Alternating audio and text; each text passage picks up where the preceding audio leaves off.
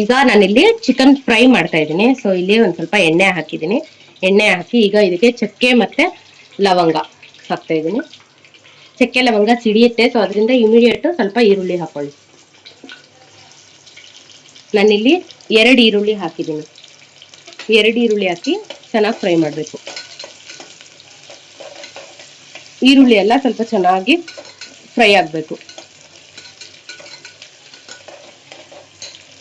ಈಗ ಇದಕ್ಕೆ ಒಂದು ಟೊಮೆಟೊ ಸಣ್ಣಗೆ ಹೆಚ್ಚಿಟ್ಕೊಂಡಿರೋದು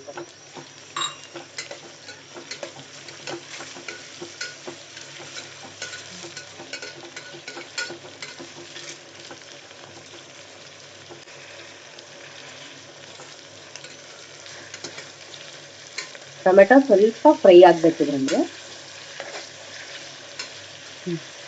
ಚೆನ್ನಾಗಿ ಫ್ರೈ ಆಗಲಿ ಸ್ವಲ್ಪ.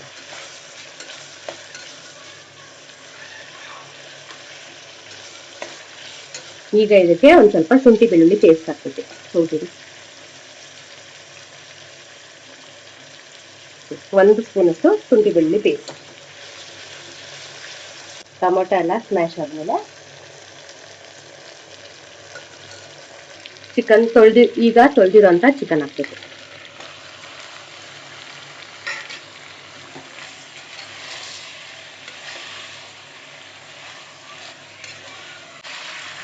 ಚಿಕನ್ ಹಾಕ್ಬಿಟ್ಟು ಚೆನ್ನಾಗಿ ಈ ಥರ ಮಿಕ್ಸ್ ಮಾಡ್ಕೋಬೇಕು.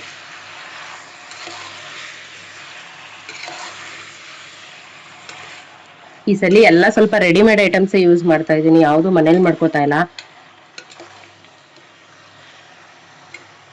ಈ ತರ ಆದ್ಮೇಲೆ ಈಗ ಪೌಡರ್ ಅಂದ್ರೆ ಸ್ಪೈಸಸ್ ಹಾಕೊಳ್ಳೋಣ.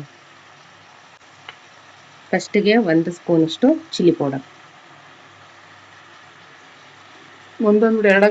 ಇದು ಪುಟಾಣಿ ಸ್ಪೂನ್ ಅಲ್ವಾ, ಒಂದು ಸ್ಪೂನ್ ಅಂತಂದ್ರೆ ನಾರ್ಮಲ್ ಊಟ ಮಾಡ್ತೀವಲ್ಲ ಸ್ಪೂನ್, ಅದ್ರಲ್ಲಿ 1 ಸ್ಪೂನ್ ಅಂದ್ರೆ ಇದು ಪುಟಾಣಿ ಸ್ಪೂನ್ ಅಲ್ವಾ, ಸೊ 2.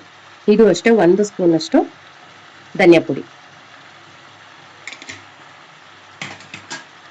ಸ್ವಲ್ಪ ಅರಿಶಿನ,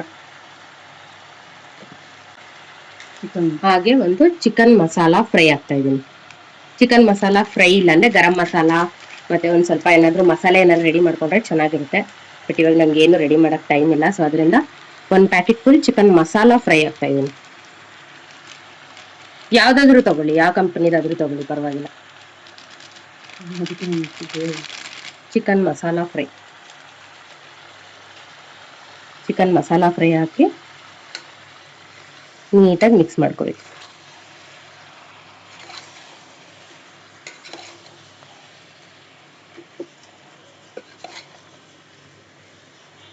ಇಲ್ಲ ಬಾಣಲಿಲಿ ಮಾಡಿದ್ರೆ ಸ್ವಲ್ಪ ಜಾಗ ಫ್ರೀ ಆಗುತ್ತೆ. ಬಟ್ ಏನ್ ಗೊತ್ತಾ, ಬಾಣಲಿಲಿ ಮಾಡಿದ್ರೆ ಏನೋ ಹಾವಿ ಇದೆಲ್ಲ ಸಪರೇಟ್ ಆಗಿ ಹೋಗೋದ್ರಿಂದ ಟೇಸ್ಟ್ ಬೇರೆ, ಬೇಗನು ಬೇಯಲ್ಲ ಒಂದು, ಮತ್ತೆ ಟೇಸ್ಟ್ ಬೇರೆ. ಏನ್ ತಿಂದೇ ಇರೋ ಟೇಸ್ಟ್ ಹೇಳ್ತಾಳೆ ಅಂತಲ್ಲ, ಬಟ್ ಟೆಕ್ಸ್ಚರು ಕಲರು ಬೇರೆ ಡಿಫ್ರೆಂಟ್ ಆಗೇ ಕಾಣುತ್ತೆ. ಬಾಣಲಿಲಿ ಮಾಡೋಕ್ಕೂ ಕುಕ್ಕರಲ್ಲಿ ಮಾಡೋದಕ್ಕೂ ಡಿಫ್ರೆನ್ಸ್ ಇದೆ. ಚೆನ್ನಾಗಿ ಈ ತರ ಮಿಕ್ಸ್ ಮಾಡ್ಕೊಂಡು ಈಗ ಕಲರ್ ನೋಡಿ ಏನ್ ಸಕ್ಕತ್ತಾಗಿ ಕಾಣಿಸ್ತಿದಲ್ಲ. ವಾವ್, ನೋಡೋದಕ್ಕೆ ಹಿಂಗ್ ಅನ್ನಿಸ್ಬೇಕು, ಅವಾಗ್ಲೇ ತಿನ್ನೋರ್ಗು ಖುಷಿ ಆಗೋದು. ನನಗೆ ಇಷ್ಟೊಂದು ಖುಷಿ ಆಗ್ತದೆ, ಇನ್ ತಿನ್ನೋರ್ಗೆ ಇನ್ನೆಷ್ಟು ಖುಷಿ ಆಗ್ಬೇಡ. ಈ ಟೈಮಲ್ಲಿ ಸ್ವಲ್ಪ ಸಾಲ್ಟ್ ಹಾಕೋಣ. ಇದಕ್ಕೆ ನಾನು ಕಲ್ಲುಪ್ಪು ಹಾಕಲ್ಲ, ಪುಡಿ ಉಪ್ಪು ಹಾಕ್ತೀನಿ.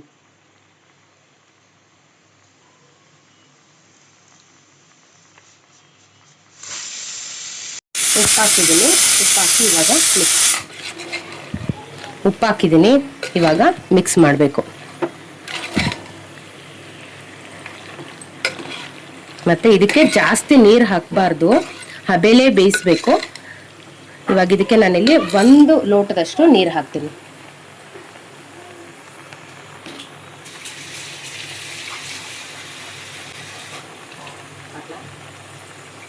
ಒಂದು ಲೋಟದಷ್ಟು ನೀರು ಹಾಕ್ತಿದ್ದೀನಿ.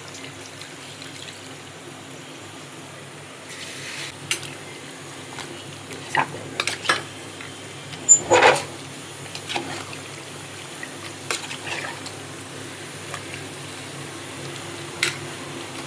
ಈಗ ಪುದೀನ ಹಾಕಬೇಕು.